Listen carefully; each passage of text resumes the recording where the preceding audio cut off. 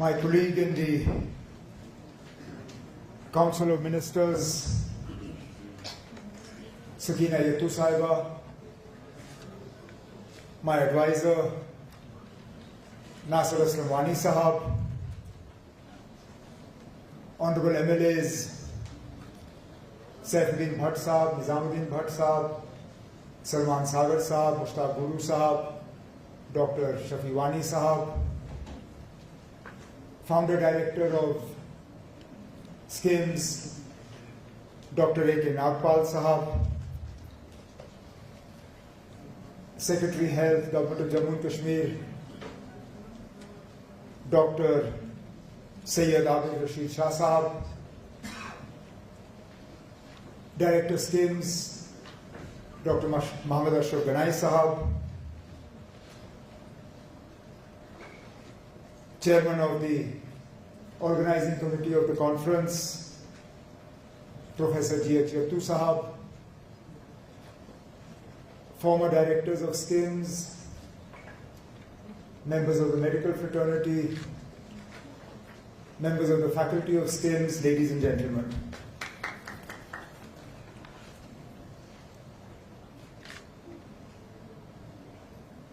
दरअसल मैं अभी स्टेज पे नासिर से कह रहा था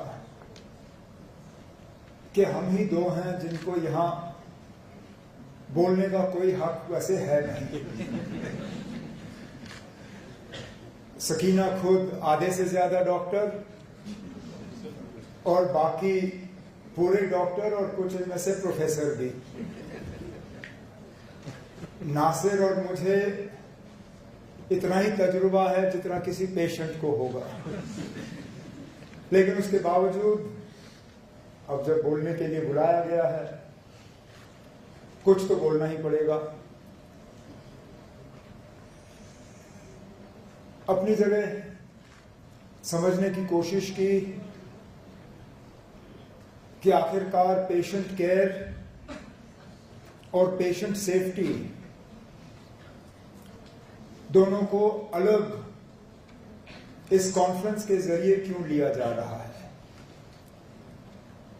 ये कॉन्फ्रेंस पेशेंट केयर के बारे में नहीं है, हालांकि दोनों चीजों का एक बहुत ही करीबी रिश्ता है, लेकिन दोनों चीजें अलग हैं। लेकिन एक मरीज को सही और अच्छा इलाज हम फराहम करें, उसमें पेशेंट केयर के साथ अगर पेशेंट के सेफ्टी का ख्याल नहीं रखा जाए तो उस इलाज को बेहतरीन इलाज शायद नहीं समझा जा सकता। पेशेंट केयर का मतलब हुआ हम मरीज के उस बीमारी का इलाज किस तरह करेंगे, क्या डायग्नोसिस होगी, क्या ट्रीटमेंट प्रिस्क्राइब किया जाएगा,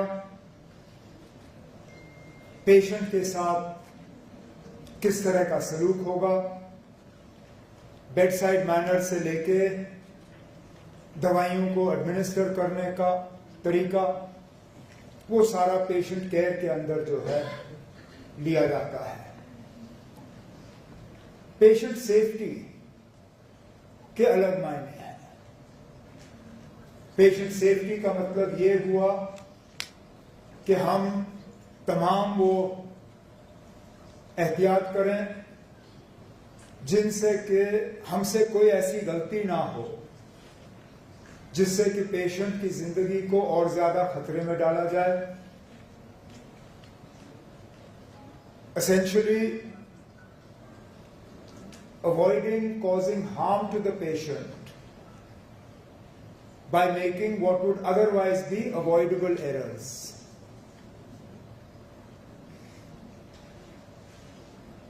इलाज फराहम करने के वक्त ये नामुमकिन है कि 100% मरीज जो हैं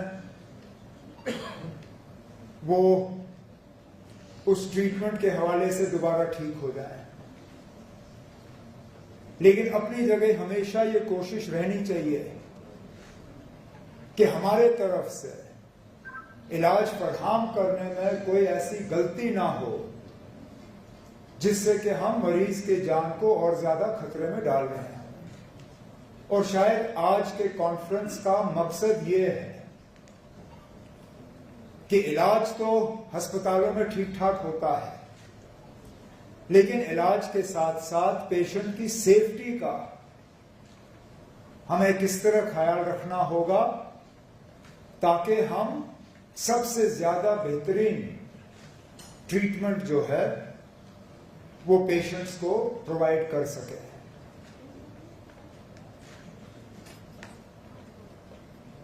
बिल्कुल सही कहा हमारे सेक्रेटरी हेल्थ जनाब आबिद साहब ने। इस कॉन्फ्रेंस का फायदा आप सबको और हमें तब होगा जबकि इस कॉन्फ्रेंस के बाद कुछ कॉन्क्रीट सजेशंस इस तरह के आए जिन पर हम अमल कर सके। अब एक तो हुआ कोई पेपर तैयार करना एकेडमिक रीजंस के लिए,